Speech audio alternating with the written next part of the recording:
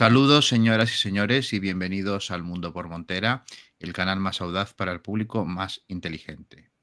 Hoy nos acompaña nuevamente nuestro querido amigo y estimado don Juan Antonio Aguilar, presidente del Instituto Español de Geopolítica y estudioso de estrategias militares y experto, no, como no le gusta que le llamen, pero es un verdadero experto sin tener en cuenta cómo se utiliza en la gusanera mediática, pero bueno, sabio sobre cuestiones de este tipo.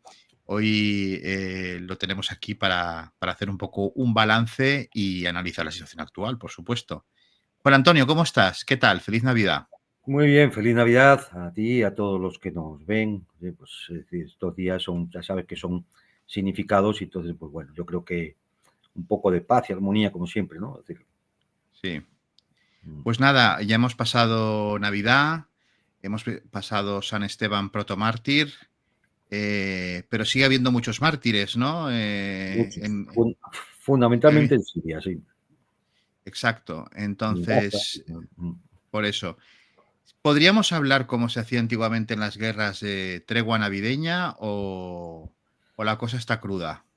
Pues no hay tregua navideña, a ver, sinceramente. Entre otras cosas, porque si nos vamos a las zonas de conflicto, evidentemente en Siria, donde Bueno, la minoría cristiana es muy minoría, y por supuesto no ha habido, con el nuevo gobierno de Al-Qaeda, amparado por Occidente, no ha habido ninguna posibilidad de tipo de tregua. No solo eso, sino que han quemado árbol de Navidad en Alepo, sí. han asaltado algunos templos y bueno, pues, la situación en Siria está evolucionando como terriblemente pensamos que iba a evolucionar, ¿no? Ya llegan profusamente vídeos de ejecuciones, de asesinatos, de enfrentamientos y tiroteos por las calles, emboscadas de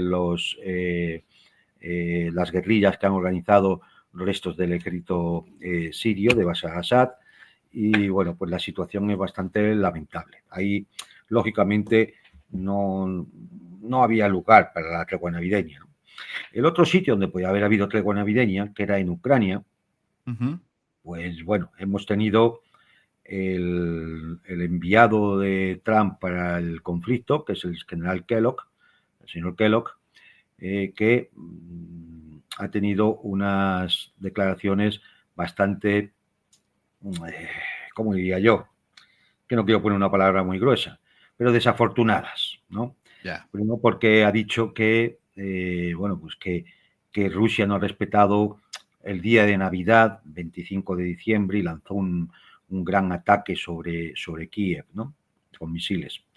Entonces, bueno, yo, es decir, ante esto solo puedo decir que o el general Kellogg, este señor, es un indigente intelectual, ¿m?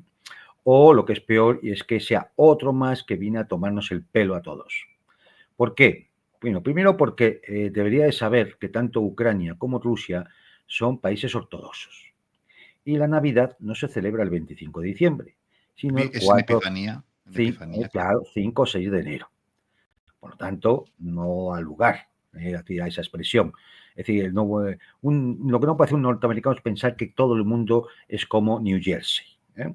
Sí. En segundo lugar, pues hombre, hay que recordar que hace unos días el presidente húngaro, Víctor Orbán, fue el que propuso la tregua navideña. ¿Y quién se negó? Se negó el señor Zelensky.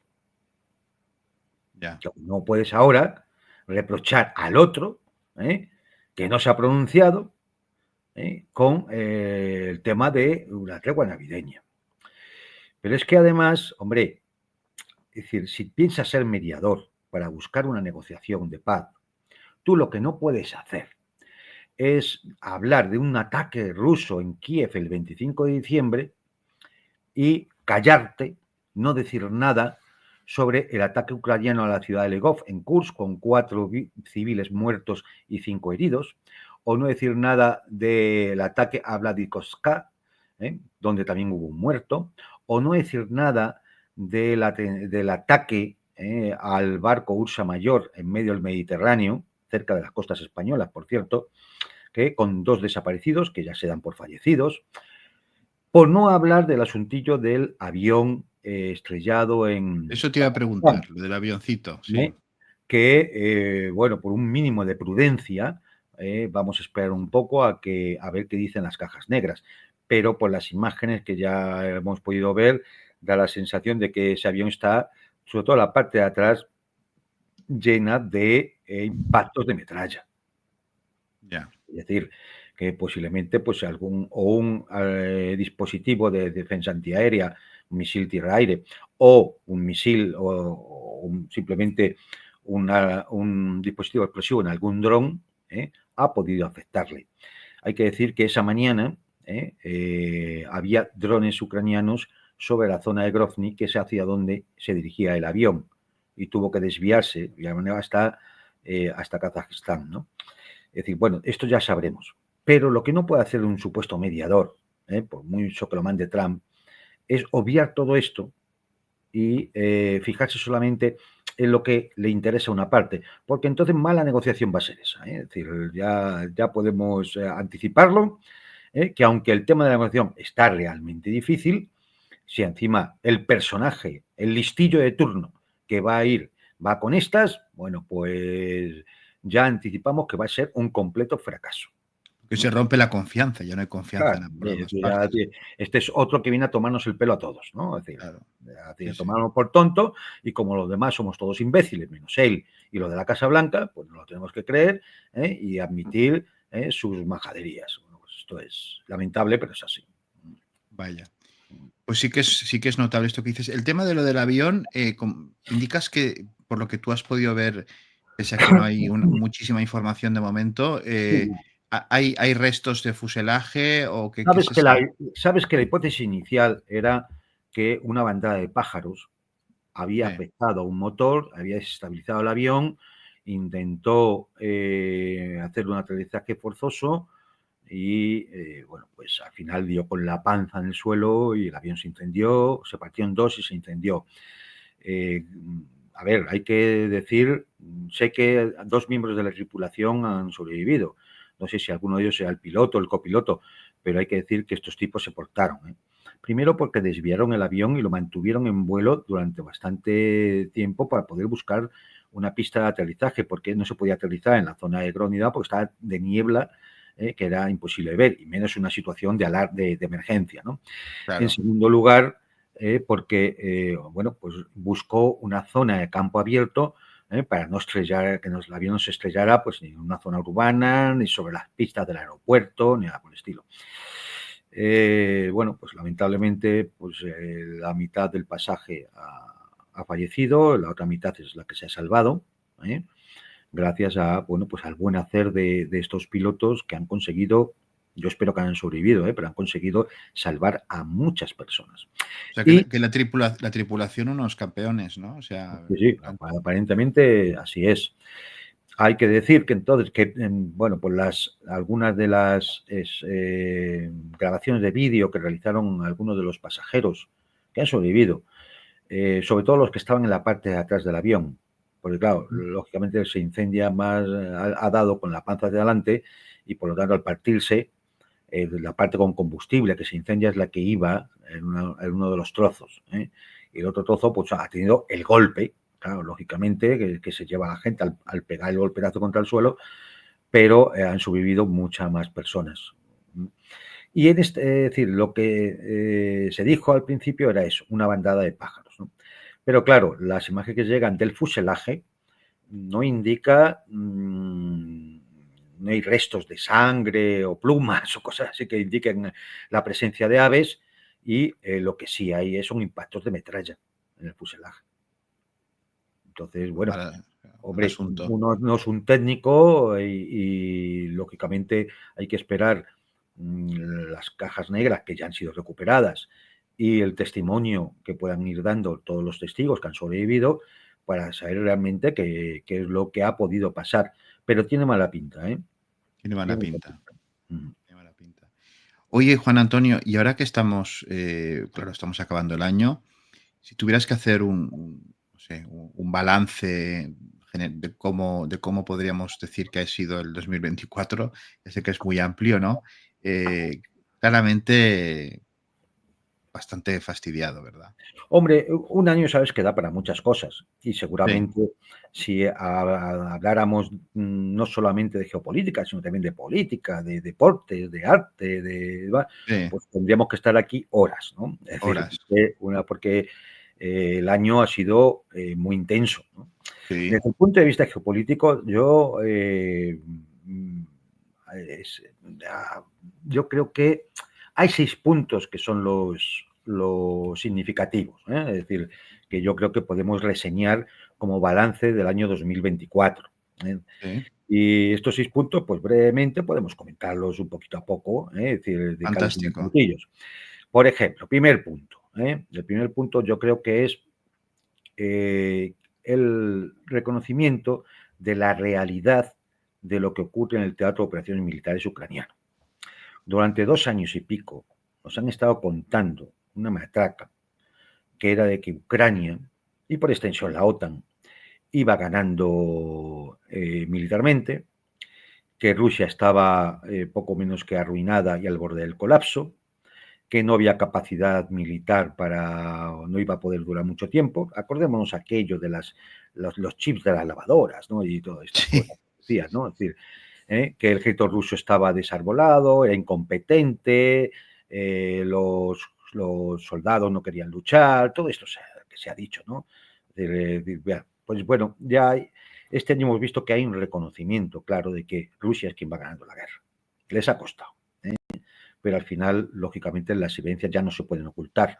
Empezó la prensa norteamericana y luego la ha seguido el resto de la prensa occidental ante la evidencia palpable de cualquier corresponsal mínimamente serio que se diera una vuelta por allí. Rusia ya empezó a finales del año pasado, pero lleva todo este año teniendo la iniciativa estratégica sobre el terreno. Claro, esto, es decir, cuando ya llevas un año llevando la iniciativa estratégica sobre el terreno, hombre, es que el otro contendiente va caminando hacia el colapso. Está noqueado, ¿no? Podemos Claro, es decir. decir, poco a poco, el tempus lo decidirá el Estado Mayor ruso, el momentum también, pero esto significa que poco a poco se va agotando la capacidad de combatir del ejército ucraniano por muchos sistemas de armas que le envíe la OTAN. Y esto, bueno, pues es decir, esto es así, es puro arte operativo militar, ¿no? No hay que ser. Luego también hay que destacar en este mismo aspecto la resistencia rusa en cuanto a mantener en funcionamiento su economía, impulsar su industria, la cohesión social, la labor diplomática en todo el mundo. Rusia no ha estado aislada en ningún momento, es más, ha ampliado este año esa capacidad diplomática con muchísimos países, lo hemos podido ver. Y, e incluso ha habido elecciones presidenciales en Rusia que Cosa que en ganó el, Ucrania, cosa que en claro, Ucrania no. que ganó el presidente Putin por una diferencia mayor que las que había ganado anteriormente desde el año 2000. Con lo cual, es decir, todo esto da una sensación, bueno, pues de normalidad, ¿no? De tener controlada la situación. En este aspecto también se podía reseñar las armas avanzadas rusas que han aparecido en este año. Uno puede recordar, pues, por ejemplo, todo el tema de la guerra electrónica, muy reseñada precisamente por la prensa occidental, sobre todo la norteamericana, también los nuevos drones Lancet y sobre todo, como guinda del pastel, el misil Oresnik, que fue un auténtico impacto para la OTAN, porque claro, no hay capacidad antiaérea de intercepción para detenerlo, ¿no? Una OTAN que, bueno, sabemos que se ha gastado ya unos 310.000 millones de dólares en ayuda a Ucrania. Hay que decir que esto es 3 veces el presupuesto de defensa ruso. Es decir, eso tengámoslo en cuenta. 50 países que se reúnen en Ramstein para apoyar a Ucrania, por supuesto, todo este presupuesto estamos hablando de los países de la OTAN, esos 30, de los otros 20 no sabemos lo que se han gastado, que también habría que sumarlo a estas cantidades, ¿no? Aparte de poner toda la infraestructura, la logística, los asesores militares, los mercenarios, todo el sistema satelital, de aviones espías, etcétera, etcétera. Entonces, bueno, yo creo que si alguien podía tener alguna duda en 2022 o en 2023 de por dónde podía discurrir este conflicto militar, ahora yo creo que ya no hay ninguna duda. Y creo que en 2025 vamos a seguir viendo esta tendencia y seguramente irá agravándose con el tiempo, ¿no? Ese es el primer, yo creo, punto reseñable de 2024. El segundo, lógicamente, es Oriente Próximo. Es decir, lo que hemos visto en Gaza es absolutamente insoportable. Es decir, yo creo que es muy difícil perdón, tirar hacia atrás en las últimas décadas para ver una barbarie Semejante, sí. de tal magnitud. Una barbarie de tal magnitud. A eso habría que unirle la agresión israelí también a Cisjordania, la agresión, el intento de invasión al sur del Líbano, el terrorismo de Estado. Recordemos los dispositivos de búsqueda de personas, ¿no?, que explotaron independientemente de si fueran milicias de Hezbollah o fueran civiles o un comerciante o un mensajero que los utilizaba. Hemos visto los asesinatos selectivos, tanto en el Líbano como en Damasco, la embajada israelí de Irán, o en el propio Irán, aquel jefe de Hamas, ¿no? Y bueno, pues hemos visto también, efectivamente, en medio de todo esto, la resistencia palestina, la resistencia libanesa, sobre la actuación de Yemen, que les trae por la calle de la amargura, no solamente a Israel. Los están, bueno, iba a decir una palabra gruesa, pero les están haciendo la puñeta bastante, ¿no? Los yemeníes. Sí, pero bastante. Y bueno, pues yo creo que también hay que reseñarlo, porque es así, que tal barbarie tuvo una respuesta tibia, como toda la respuesta de los organismos internacionales por parte de la Corte Penal Internacional, de poner en búsqueda y captura por crímenes de guerra y crímenes contra la humanidad a Netanyahu y a alguno más de su cuadrilla. Y por último, el año acaba con esa conspiración montada por varios actores, cada uno con sus propios intereses, para derribar el régimen de Bashar al-Assad en Siria y llevar el caos, que es lo que se vive ahora mismo en Siria, un auténtico caos de todos contra todos, que como no se resuelva pronto y se estabilice la situación, va a dar lugar a una guerra civil, va a dar lugar a volver a una situación real, pues yo que sé, como en la 2011, ¿no? Solo que ahora sin un ejército sirio dispuesto a hacer frente a la situación, lleno de bandas terroristas, de organizaciones sospechosas, el ISIS levantando la cabeza, un gobierno de Al-Qaeda en Damasco, invasión israelí, invasión turca por el norte, protección norteamericana a los kurdos que están en el noreste y, lo que digo, el todos contra todos. Bueno, pero el Occidente está muy contento porque ya ha caído el régimen de Bashar al-Assad, ¿no? Es decir, ¿qué muestra también en todo esto? Pues la inutilidad de Naciones Unidas, donde ha sido incapaz de hacer nada en todo este polvorín. Nada. Primero, porque las resoluciones de la Asamblea General no son vinculantes, y segundo, porque Israel puede hacer lo que le dé la gana, porque cualquier cosa que llegue al Consejo de Seguridad va a ser vetado por Estados Unidos. Y por último, y ya por acabar el tema, el blanqueo previamente de ese terrorismo islamista por toda Europa, donde, bueno, se avienen a tener y a abrir importantes relaciones con el gobierno de Al-Qaeda en Damasco,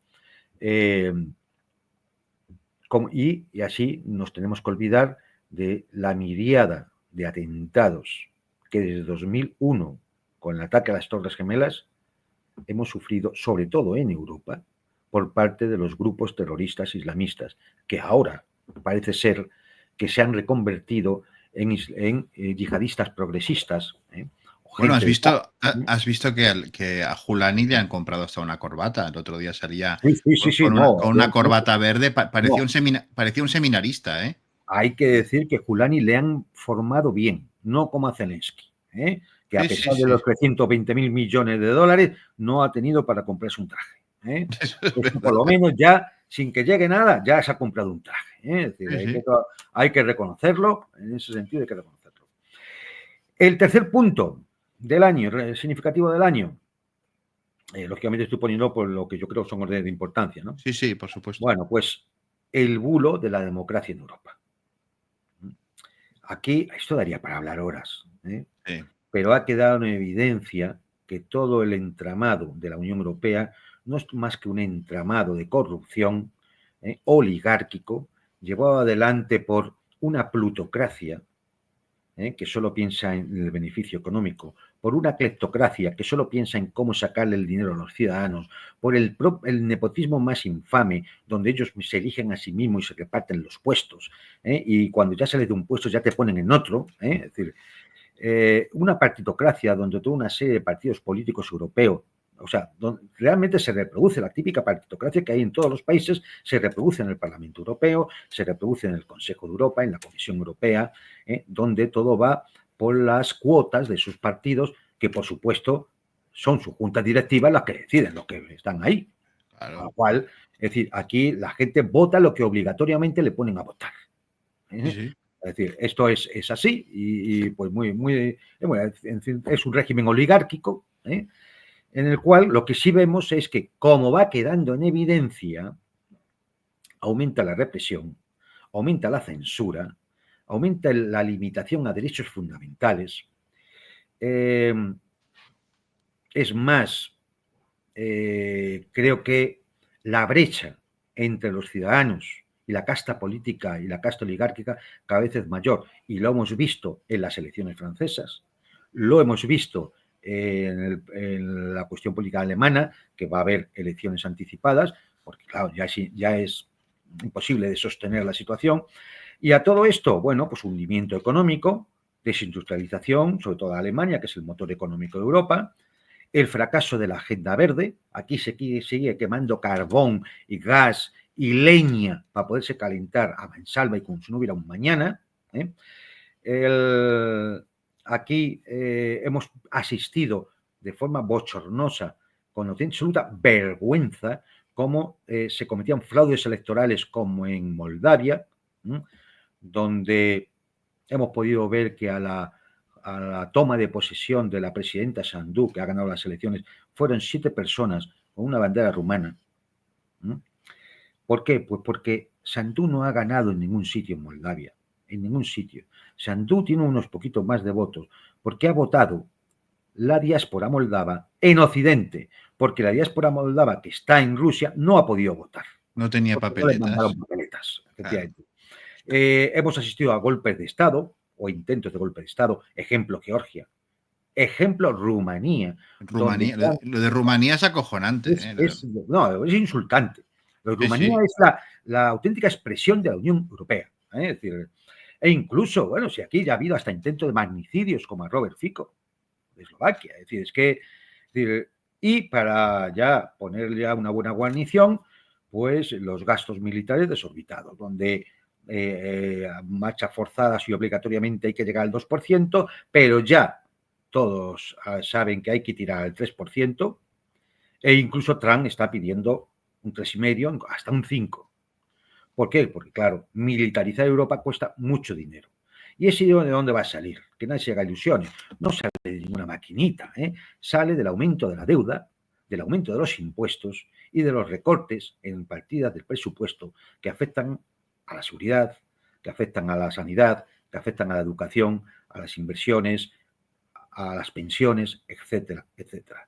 Entonces, A, a esto es mí, si me permites, Juan Antonio, abundando un poco en lo que decías del tema de la democracia y de la relación entre la casta política y el pueblo, ¿no? Yo, centrándonos en nuestra patria, en España, yo creo que esto se ha podido ver muy claramente con los acontecimientos de la gota fría en Valencia.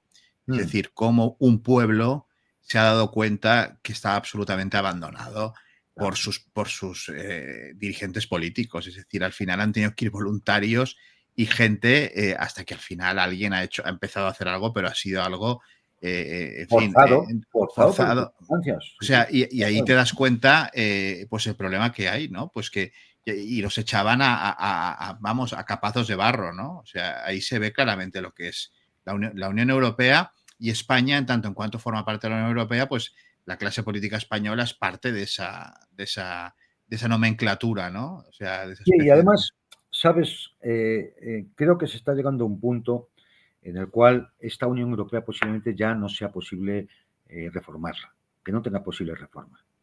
Creo que se está llegando a un punto en el cual va a haber que tirar el edificio y pensar en construir uno nuevo con otras perspectivas y desde otros ángulos, porque creo que esto es poco reformable ya. Es decir, se ha llegado a un punto en el cual es que ya la misma ciudadanía se da, efectivamente, como tú dices, se da cuenta. Se da Claro, cuenta de los interminables problemas que no vienen del año 2024, que vienen de mucho antes. Y claro. lo único que hacen es agravarse, agravarse, agravarse. Es decir, lo que hemos visto agravarse este año es todo el tema de la democracia, efectivamente, porque son caretas que se caen. Pero el problema demográfico, el problema de la inmigración descontrolada, el problema del paro, el problema de valores, de una cultura absolutamente, bueno, de la caída del nivel de la educación. Es decir, todo esto no es del año 2024. Esto ya viene arrastrándose desde hace mucho tiempo. ¿No? Y las consecuencias que tiene Claro. Entonces, yo creo que para nosotros como españoles y para el resto de países de la Unión Europea, pero hablo por nosotros, pues la falta de soberanía. Porque es que, absolutamente, ¿qué claro. soberanía tiene España? No, no, ninguna. Es decir, España es un Ya, Estado vasallo, como es el resto de la Unión Europea, ¿eh? Y bueno, pues, y lo vamos a ver con el tema de los gastos militares. Le tienen al 3% y tendrán que ir al 3%, porque nadie se va a salir de las castas oligárquicas, nadie se va a salir del guión, porque si no, ya sabemos, no salen en la foto. no, ¿No? no, claro, Y entonces, claro. bueno, pues que, es decir, el final, ¿cuál es? Pues que la Unión Europea es una estructura burocrática, cleptocrática y corrupta, sometida a la OTAN. Por lo tanto, sin soberanía posible, es decir, todo un continente sometido al vasallaje de una potencia extranjera, con unas castas políticas vendepatrias sometidas a esa potencia extranjera. Sí, es que Y, ha habido un y momento en el que, disculpa, en el que hemos visto como que es difícil distinguir entre la Unión Europea y la OTAN. O sea, no, no, no, no, no, no, no, no, no, no se es puede que se han discutir. convertido en una cosa que Que es como no, es lo mismo, es no, lo no, no mismo. solamente es lo mismo, manda la OTAN. Sí, por encima, Claramente, claro. manda la OTAN. O sea, es decir, y si la OTAN dice que hay que ir a la guerra, se va a la guerra. Y si Sí, la sí. OTAN dice que hay que aumentar la deuda y recortar en pensiones, se recortará en pensiones. Manda la OTAN. O sea, esto es lo terrible. Por eso decía que yo creo que esta estructura que llamamos Unión Europea, convertida ya simplemente en el brazo político de la OTAN, creo que ya no es reformable. Necesariamente pasa por recuperar los estados la soberanía, disolver esa alianza militar absolutamente agresiva y empezar a pensar En otra cosa. en otra cosa, en una Europa que efectivamente sea la Europa, lo que conocemos como la Europa de todo, vamos, la que está en los libros de historia, la Sí, Europa sí, del arte, la cultura, la ciencia, la razón. exacto. Europa que comienza en Grecia y son 2000 y pico años de historia, ¿no? Es decir, Sí, sí. y esa Europa es la que hay que recuperar, pero para recuperarla, los pueblos tienen que ser, tienen que tener la posibilidad, la soberanía para poderlo hacer.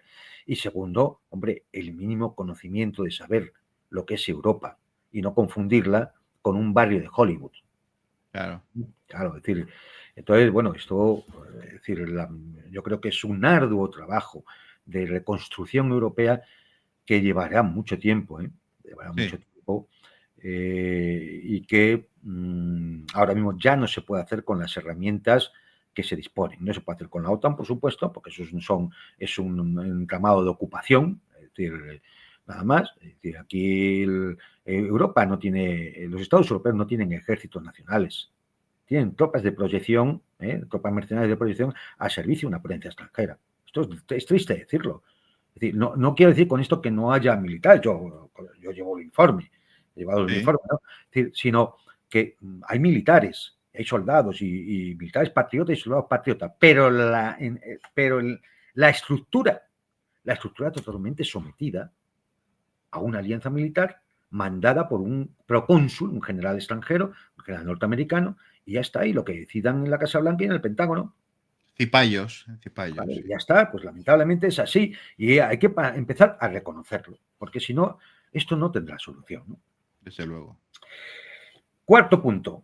Hombre, pues el cuarto punto, que para decir el cuarto hito de este año, pues la victoria de Trump, que duda cabe. Es decir, hemos visto, bueno, pues que durante un año han intentado hacer todo lo posible para que este señor no llegara a la presidencia, incluso 2 atentados y un tercero que fue, digamos, desmontado incluso antes de que pudiera incluso estar a tiro el señor Trump, pero lo han intentado todo, juicios, campañas mediáticas, atentados, se ha intentado todo, todo. Para intentar que es decir, aquí es evidente que hay un Estado profundo, hay unas oligarquías en los Estados Unidos que, bueno, pues consideran a Trump que es un paracaidista, que es un señor que ha llegado ahí que no tenía que estar, porque no es de ellos, o al menos no es de la gran parte de ellos, aunque ahora vamos a ver cómo muchos de esos del Estado profundo, ante la nueva situación, deciden que hay que resituarse, lo vimos con Jeff Bezos, el de Amazon, y lo vamos a ver lo hemos visto también con Zuckerberg, el de Meta, Facebook, y lo vamos a ver con muchos otros. En definitiva, esto no es más que lo que ya expresó Larry Fink, como CEO del fondo BlackRock. Buena gente, muy buena gente. Que dijo eso de que, bueno, a nosotros nos da igual quién gane las elecciones, porque ellos van a seguir mandando. Claro, claro. Entonces, bueno, pues y bueno, pues tenemos en esta lucha por impedir que Trump llegara, pues también vimos cómo, y ahora ya está reconocido por el Wall Street Journal, como un señor llamado Joe Biden tenía la presidencia de la mayor potencia del mundo cuando no estaba capacitado de ninguna manera ni para llevar la cocina de su casa. Sí, eso ha sido alucinante. Es Ver decir, un hombre que está demente. sí, cuando en las primarias del Partido Demócrata se le quita de en medio y se pone a Kamala Harris porque se reconoce que no está para poder presentarse a las elecciones y en cambio sigue siendo presidente hasta el próximo 20 de enero. O sea, sí está para ser presidente de los Estados Unidos y no para ser candidato demócrata. Y ahí hago yo la pregunta, ¿quién manda en Estados Unidos? Esa es, pues, ¿qué iba a decir ahora? Porque ahora la pregunta que nos tenemos que hacer es, ¿quién ha estado mandando? Ah, ¿Quién manda? Y en definitiva, ¿no será que hay alguien que manda siempre independientemente del presidente? Son preguntas que habría que hacerse, ya que estamos hablando de la mayor democracia del mundo y la más antigua de la época moderna, ¿no? Es decir, bueno, pues todo esto no lo deberíamos hacer ver. El tema, pero perdona que abundando en lo de Estados Unidos, con lo de Biden y su, digamos, desaparición de la campaña y el poner a la Kamala esta y compañía, ahí hubo algo muy, muy oscuro y muy sucio de por medio. Ahí hubo una jugada, porque claro, a ese hombre de repente lo dejaron de presidente, pero reconociendo que no no, estaba claro, capacitado, ¿no? O sea, no, por supuesto. y entonces, ¿quién avala eso? O sea, ¿cómo garantizas a los americanos que, a los norteamericanos? Porque tengo muchos comentarios de gente que Sí, se cabrea de que sí, nuestros hermanos de Hispanoamérica dicen, no, no, no, ya no digáis americanos, decid norteamericanos o estadounidenses. De los norteamericanos, claro, ¿quién les gobernaba? Claro, si ese hombre no sabía ni en qué día estaba, o si estaba en Delaware o en Wisconsin, y seguía mandando. Es decir, ¿quién claro, se cree? es evidente Claro. que ahí había un gobierno oscuro. Pero total, oscuro, ¿Eh? vamos. Sí, sí. Claro, es decir, y bueno, y se llega, se llega a un momento en el que a él le retiran en lo que es un auténtico golpe de Estado, le retiran de la posibilidad de presentarse, cuando teóricamente tiene todos los derechos a poder presentarse como cualquier ciudadano norteamericano, pero es que además él sí había ganado las primarias del Partido Demócrata. Sí. Y ponen a una señora, a Kamala Harris, que no ha ganado las primarias. No. Claro, y entonces, bueno, pues todo esto cómo se explica en lo que llaman la mayor democracia del mundo. No sé, es decir... Es difícil. Muy difícil. Y oye, pues esto ha quedado también muy evidente en este 2024, ¿no? Y bueno, pues claro, al final pues ha ganado Trump y bueno, que lo único que Trump ya conocemos, alto grado de incertidumbre, con un gabinete que van a curar todos ahora a partir del 20 de enero, pues absolutamente, no sé cómo decirlo, tipo escrito de Pancho Villa, aunque no me gusta esto porque el de Pancho Villa era un señor ejército, pero parece un poco así, ¿no? Es decir, es demócratas como Tulsi Gabbard o Robert Kennedy, tipos neocons como Marco Rubio y algún otro, ¿no? Es decir, pues, realmente vamos a ver, ¿no? Porque ya digo, casi no me atrevo porque el grado de incertidumbre con estos señores es muy grande. Lo que sí hay es signos de cierta decadencia como potencia.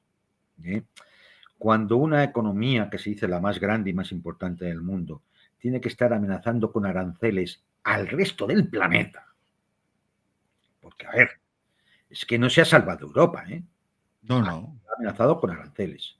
Por supuesto, a todos los BRICS. A México, a la cual ha amenazado incluso de invadir, si no controlaba el tema de la inmigración. A una Canadá a la que le ha dicho que lo que tiene que hacer es integrarse como un estado más de la Unión. Con un par, ¿eh? Con un par. Llamando gobernador a Trudeau. Sí. Una especie de rabieta que le ha entrado con el canal de Panamá. La bravata, sí. Porque dice que le están cobrando más de la cuenta. Oye, vamos a ver, aquí hay una cuestión, que esto no puede ser el país, la potencia del capitalismo liberal, de la mano libre del mercado, etcétera, etcétera, la libertad económica, ya nos dice que es que Panamá le está cobrando a Estados Unidos más de lo que le cobre al resto de países que pasan buques por allí. No, está cobrando lo mismo. Por lo tanto, ahí no hay ninguna estafa. No hay ninguna estafa. Luego, ¿esto qué es? Y por último, el intento de comprar, como si fuera una finca de recreo, Groenlandia. Claro. Sí. Y alguien podría decir, pero bueno, Groenlandia es tan importante. Pues fijémonos si es importante. No solamente desde el punto de vista geoestratégico, por tema de bases y de poder intentar poner tu sistema de intercepción de misiles mucho más cerca de las costas árticas rusas que si no lo tienes. Tiene su importancia ahí. Su importancia en que tiene reservas de minerales estratégicos. De lo cual que es inmenso, aquello es inmenso. Claro, de lo cual carece absolutamente Estados Unidos, por lo menos en la cantidad necesaria para mantener sus planes industriales. Pero sobre todo por una razón muy sencilla, porque si ese territorio pasa a ser norteamericano, su cuota en el Ártico, territorio estratégico en el futuro, su cuota en el Ártico sube, porque ya no solamente es el trozo de la costa de Alaska, sino ahora también es el trozo de costa de Groenlandia. Claro.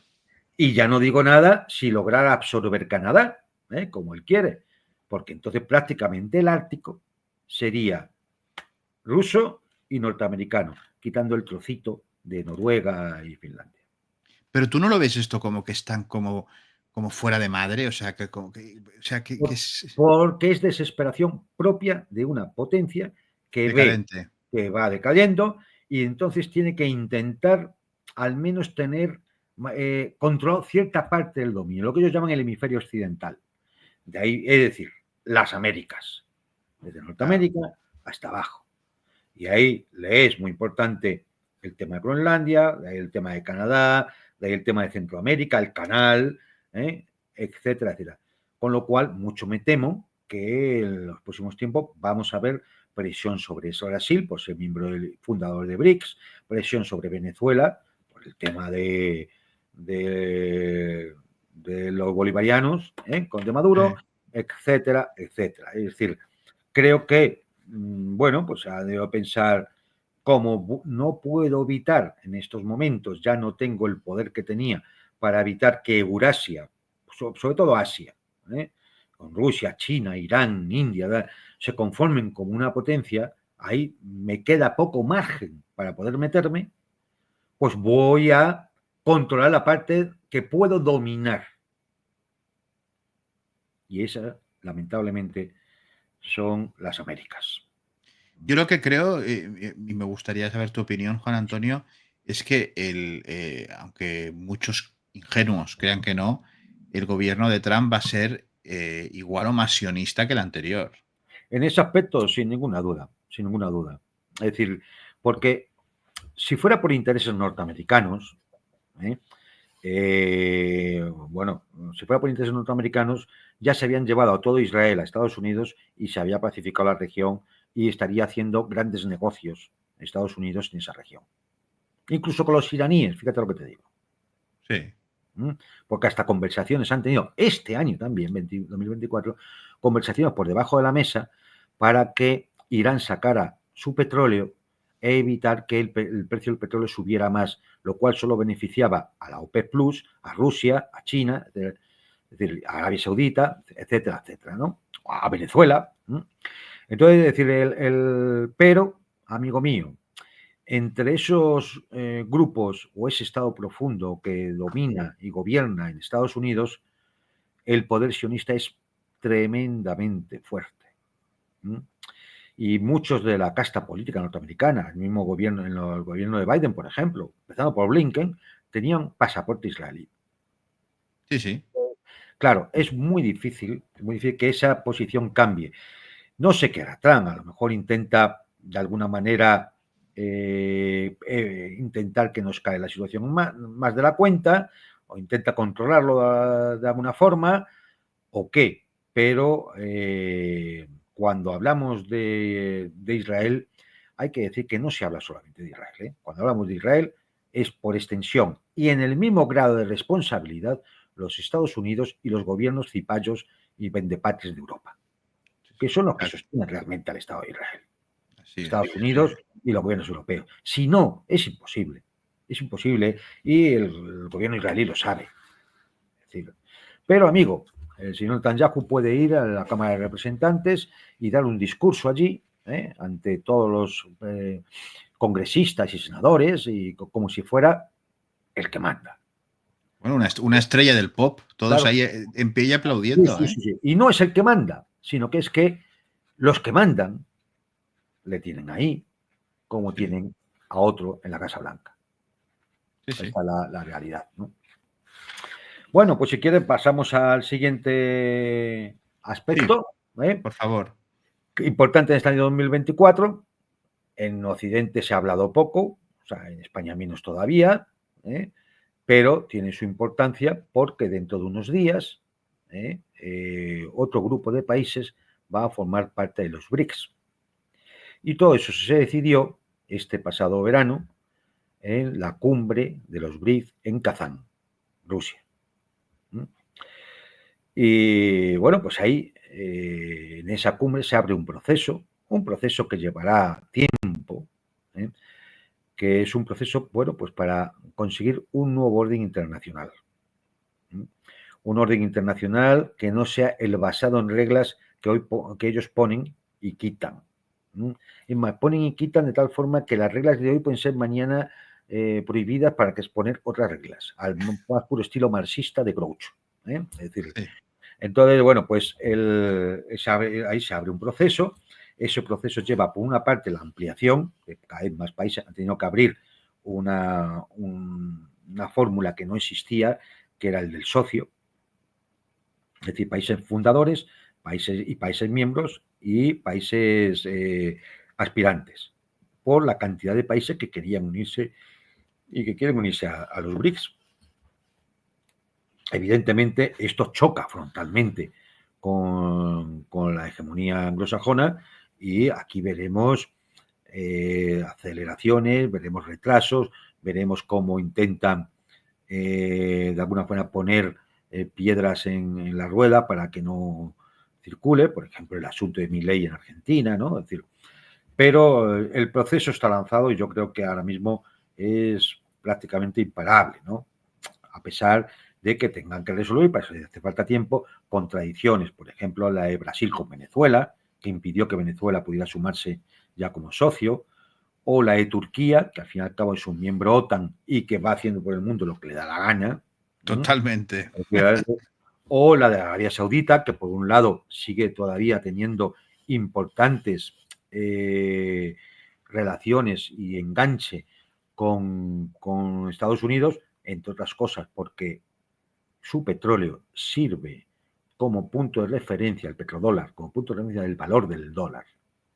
Y hay que tener en cuenta que el dólar es el factor crítico de la economía norteamericana. Sí. Si eso se debilita, el castillo se cae entero. Sí, el cierto. castillo se cae entero. Entonces, bien, estas contradicciones están ahí y las tendrán que ir resolviendo en los BRICS como buenamente se pueda y con tiempo y con tranquilidad.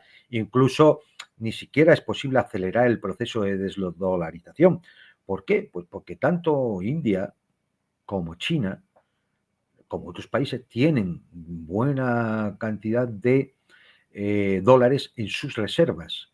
Y claro, ir sacando eso no lo puedes sacar de golpe, pues significaría una caída del valor del dólar tremendo que perjudicaría al mismo que vende los dólares. Claro. Que quiere dar salida a toda esa reserva, ¿no? En forma de bonos o de deuda, o de planes de pensiones, es decir, de fondos de pensiones, es decir, claro, con lo cual todo esto tiene que hacerse de una forma pausada, lenta, cuidadosa. Con mucha suavidad, con mucha claro, suavidad. Para no hacerse daño uno mismo. Es decir, no hacerlo a la europea, donde te acabas pegando tiro en un pie, en el otro pie, en la mano derecha, y al final se pegarán un tiro en la sien, ¿no? Es decir, y bueno, pues yo creo que este punto, que ya digo, al menos en Europa Occidental y sobre todo en España, se ha hablado muy poco, pero que tiene importancia. De hecho, fíjate, Tailandia acaba de decir sí ya a la invitación de Putin de incorporarse a los BRICS. Esto ha sido prácticamente ayer. Es un proceso que está en marcha, que está en movimiento y que lógicamente intentarán ponerle todos los obstáculos que puedan. Claro. Pero a estas alturas ya de la película, donde unos BRICS que tienen ya una economía que es mayor que el G7, pues hombre, ya empieza a ser muy difícil que eso puedan detenerlo hasta el punto de paralizarlo, ¿no?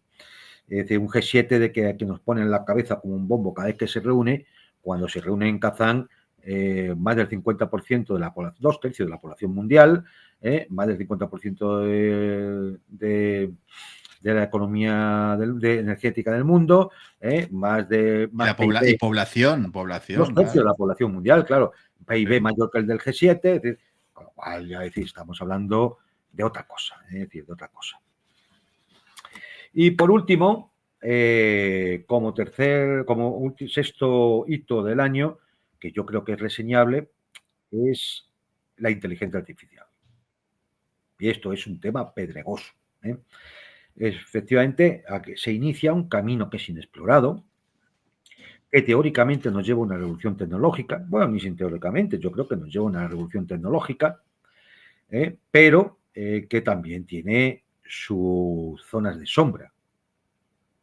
Y sus zonas de sombra, por ejemplo, en que quizás en estos momentos, pues, por un movimiento especulativo, se está exagerando su importancia económica.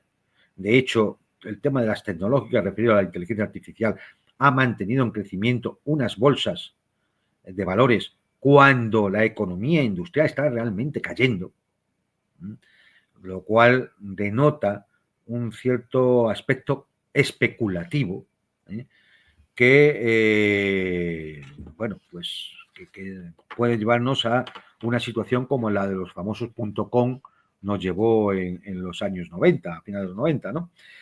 Y luego, bueno, pues también surge toda una serie de preguntas sobre los posibles peligros de la inteligencia artificial, peligros sociales, en cuanto a cuánto empleo van a, van a destruir. Es decir, qué problemas de seguridad puede haber. Claro. El poder que se le está dando a las corporaciones tecnológicas, porque pensemos que esto no está en manos de estados que obedecen a gobiernos que teóricamente elegimos democráticamente. No, No, no. esto es proyectos privados Sí, sí. de corporaciones privadas de carácter tecnológico, que por tanto es muy difícil de controlar qué es lo que se quiere o no se quiere hacer. Ahí tienes a Elon Musk con Trump, ¿no? Por ejemplo, efectivamente, es decir, con lo cual este es un tema que en 2024, digamos, ha tenido ya su explosión mediática, ya todo el mundo habla y sabe y demás sobre la inteligencia artificial, ChatGPT, Sí. OpenAI, es decir, bueno, pues esto efectivamente comienza aquí, vamos a ver dónde nos lleva, pero que no todo el mundo piense que esto es un camino de rosa y que qué gran paso adelante podemos dar. Cuidado, ¿eh? Es decir, a veces los pasos adelante se empiezan con un tropiezo gordo, ¿eh? Por ejemplo, toda la industria y todo, o sea, todo el tema de la energía nuclear empezó con el bombardeo atómico de dos ciudades. Claro. Que entonces, seamos prudentes a la hora de, bueno, prudentes no, hay que ser serios y rigurosos a la hora de ver las cosas positivas, pero también los peligros que conlleva. Bueno, yo creo que el tema de la inteligencia artificial, como todo el tema tecnológico, debe siempre, que no se hace generalmente, analizarse con un punto de vista crítico también. Es decir, Claro. no decir, bueno, porque es una cosa nueva, es buena per se, no, no, cuidado, No, ojo. efectivamente, cuidado. Aquí hay que valorar todos los tentáculos que tiene esta historia, ¿no? Porque también de cara a lo que son las libertades individuales, Sí, sí, sí. el derecho a la intimidad, etcétera. Todo esto de la inteligencia artificial también, ojo, No, porque el control social, la propiedad intelectual, claro, claro, claro, es decir, es que, bueno, pues fíjate qué fácil ahora es que poner a la maquinita a componer música, a escribir artículos, todo esto, cómo impacta esto en la calidad de las cosas que se realizan, ¿no? Es decir, o bueno, hacerte un máster, o hacerte un claro, hacerte máster. un artículo en prisa por el cual te están pagando, y bueno, pues igual, de alguna forma, o sea, para el humano, esto tiene unos importantes riesgos. Es decir, facilitar excesivamente las cosas puede llevar a que, como viene ocurriendo ya desde hace tiempo, desde hace unos años, el coeficiente intelectual medio está cayendo. Sí, Nos tiramos siglos en el que ese coeficiente, bueno, siglos, muchas décadas, porque no se hacían test de inteligencia hace 5 siglos, ¿no? Pero sí que hemos ido observando cómo esos test nos iban dando un crecimiento en el QI, en la capacidad intelectual de los seres humanos, y cómo de unos años, en función de la explosión audiovisual en un momento dado, ha empezado a caer. sí, sí. Esto es un grandísimo riesgo. Pues si a eso le acompañas la caída en los niveles de educación, pues al final podemos empezar a sospechar que los ingenieros actuales no son como los de antes y que los médicos actuales no son como los de antes. Y Sí, sí. sobre todo, y esto lo vemos claramente, los políticos actuales no son como los de antes, ¿eh? Y me da igual la ideología, el No, no, partido. esto ya lo hablamos el otro día, que independientemente de la ideología, tú hoy en día en Estados Unidos no tienes a un Kissinger, ni tienes a un Brzezinski, ni a nada de todo. O sea, son liliputienses ahora mismo. Claro, Aunque aquellos fueran una gente bastante indeseable, Fueron, pero no eran tontos. claro, No no, eran eran tontos. malos, pero no tontos. Efectivamente. Exacto, exacto. Entonces, con lo Sí, cual, sí. bueno, pues yo creo que este sería el sexto hito que yo destacaría, ¿no? En este 2024. Luego yo tengo aquí los anti-hitos, ¿no? Es decir, lo que yo creo que han sido los fracasos, en este 2024, que han quedado también un poco en evidencia. Muy brevemente, casi simplemente los voy simplemente a reseñar, ¿no? Por Sí. ejemplo, ha sido un fracaso toda la cuestión de la secta del cambio climático. Ah, bueno, la iglesia de la La calentología, ¿no? paleontología. Ha habido una cumbre del clima, que ha tenido menos importancia que una reunión de mi pandilla del cole. No ha ido nadie. Bueno, sí, ha ido Pedro Sánchez y alguno más por ahí perdido. O sea, Es decir, nadie. nadie Nadie. le ha dado la más mínima importancia. No ha habido ninguna resolución, no había nada. Un fracaso absoluto. También empieza a ser un fracaso, pues ya ha habido gran contestación y la victoria de Trump es una prueba de ello, de todo el tema este de la ideología queer, el wokismo y demás. Y todo, lo hemos visto en estas dos cosas, pero son dos cosas muy importantes del programa político globalista, la Agenda 2030. Totalmente. Agenda 2030, donde a 2024 finales, acabado este año, solo han podido cumplir un 16% de los objetivos, con tendencia regresiva, no a que ese porcentaje aumente. Bueno, Y pero perdóname estamos a la broma, 5 años de 2030. pero perdóname la broma, Juan Antonio, pero si con el 16 ya nos parece insoportable, imagínate si llegan a conseguir el 100%. Vamos, nos tiramos del balcón Bueno, pues directamente. ya les quedan 5 años, evidentemente ya no se van a conseguir los objetivos. La Agenda 2030 es un fracaso, Sí, sí. un completo fracaso. También es un completo fracaso porque cada vez se lo cree menos la gente, porque queda en evidencia, es todo eso del orden basado en reglas, ¿no? Que decíamos antes. Las instituciones internacionales no funcionan, las instituciones nacionales hemos visto que son corruptas y oligárquicas, y no, aquí no hay destino manifiesto, ni lado correcto de la historia, ni orden basado en reglas, ni toda esta monserga con la cual nos han estado machacando y dándonos la matraca durante años y El años. sermoncillo, el El sermoncillo. sermoncillo. Pues el sermoncillo se va acabando. Sí, Gracias sí, a Dios se va acabando. Y espero que acaben en la puñetera calle muchos de los que nos han dado con el sermoncillo todo el día. desde luego, desde luego. Porque ya está bien. Porque ahí está ese otro cuarto fracaso que iba a decir, que es el de los medios corporativos de comunicación. Sí. Este programa y tantos canales y tantas plataformas, o sea, tantos canales en plataformas de redes sociales, en español y en otros idiomas, están rompiéndole la columna vertebral a toda esa gusanera mediática, que lo único que apela ya es a la censura, a la persecución y a cerrarle la boca a todo aquel que no siga las directrices oficiales, porque se están quedando sin clientela. No tienen parroquia, no tienen Se parroquia. están quedando sin clientela, se Claro. están quedando sin parroquia.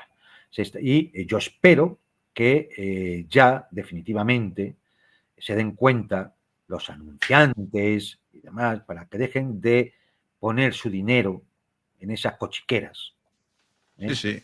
porque son los auténticos generadores de bulos, los auténticos generadores de bulos, empezando por el bulo de la democracia en Europa, ¿no? Es decir, ya convertido ya en un chiste, ¿no? Es decir, entonces, bueno, yo creo que esto también era reseñable, aunque no fueran hitos históricos, ¿no? Del año 2024, pero que nos indican cosas que, bueno, pues han pasado en sentido negativo y que además marcan tendencia, que yo creo que es lo importante aquí, ¿no? Que marcan tendencia.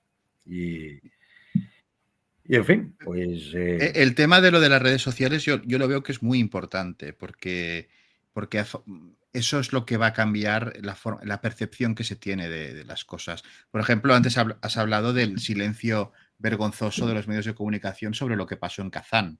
O sea, en España, ¿cuántos medios han dedicado, nada, nada. digamos, teniendo en cuenta la magnitud del acontecimiento, algo reseñable a lo que pasó en Kazán? Decían que eran Nada, unos países ahí tercermundistas ahí reunidos y nada, y dando la chapa, pero ¿qué más han dicho? nada, nada, nada, nada, O tío, no, sea, es una vergüenza. Pero bueno, pues como pues como mira, el informe, no voy a citar más, el informe de la Subcomisión de Investigación de la Cámara de Representantes sobre el asunto del bichito, que se publicó el 4 de diciembre. Sí. Estamos a finales de año, han pasado más de 20 días, y solamente un periodista ha tenido el valor de escribir un artículo en el diario El Mundo en el que se dice la verdad, reconoce la verdad de cómo se ha estado engañando a la gente. Sobre todo ese tema. No me explayo más en él porque si no te van a tirar el vídeo. Entonces, pero cualquiera puede buscarlo, ese informe puede... Pero, no, el informe me lo pasaste tú porque yo no lo conocía, ya lo dijimos en el programa anterior y es alucinante. Pero abundando en el tema de lo del bicho, quiero compartir contigo un vídeo que dura nada, 22 segundos, pero para que veas hasta qué punto nos toman por imbéciles. Tontos, ¿no? Sí. Sí. Mira, ya verás qué cosa más bonita, te va a gustar, te va a gustar mucho, te va a gustar mucho. Aquí tenemos a este señor que es muy buena persona. Sí. Mira, tú mira lo que dice, ¿eh? WHO did not impose anything on anyone during the COVID-19 pandemic. Not lockdowns, not mask mandates, not vaccine mandates. We don't have the power to do that. We don't want it, and we're not trying to get it. Ahí lo tienes, con un par, ¿eh? Claro. Nada, si es que si todo lo hemos inventado nosotros, lo hemos imaginado. Yo creo que fue un juego de rol, fíjate. Sí, creo que fue un juego de lo rol. hemos imaginado. O sea, yo recuerdo esas ruedas de prensa diarias con Simón el Enterrador y el presidente y todos los altos cargos militares en la televisión. Eso en España no se había visto. O sea, unas ruedas de prensa con los representantes de los tres ejércitos allá uniformados. Esto no se había visto. Y la Guardia Civil. No se había visto nunca. Esto no se había visto nunca. O sea, era una cosa alucinante. No sé, como no había televisión en la Guerra Civil, pues no lo pudimos ver. No, bueno, nunca. Me refiero desde después de Franco, ¿no? O sea, esto era una cosa... Y creo que antes tampoco. Yo creo que la Guerra Civil no se daría en situaciones de este tipo. Es decir, todos los altos mandos militares, la ministra de Defensa, es decir, y era todo. Y ahora, claro, ahora, si nadie dijo nada, es que si somos nosotros que nos lo hemos inventado, no lo hemos imaginado. Un juego de rol. Fue un juego de rol. Lo hemos imaginado, ¿no? Sí, y todo lo ocurrido nos lo hemos imaginado. Y ahora nadie es responsable de nada. Nadie es responsable de nada. No, así es.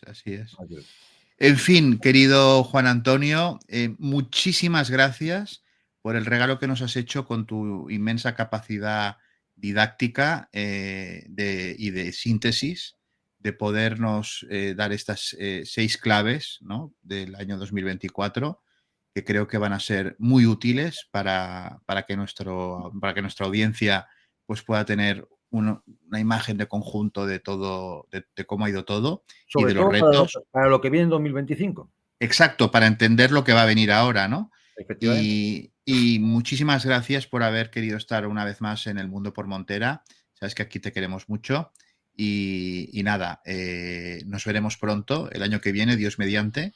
Y nada, que pases una muy buena salida y una mejor todavía entrada del año nuevo 2025. Feliz año nuevo a ti, a los espectadores y a tus colaboradores, que también los sigo bastante siempre que puedo. Es decir, a las personas que participan en el canal contigo. Así que nada, feliz año nuevo a todos. Muchísimas gracias. Y a ustedes, señoras y señores, gracias por haber conectado una vez más con El Mundo por Montera, el canal más audaz para el público más inteligente. Buenas noches.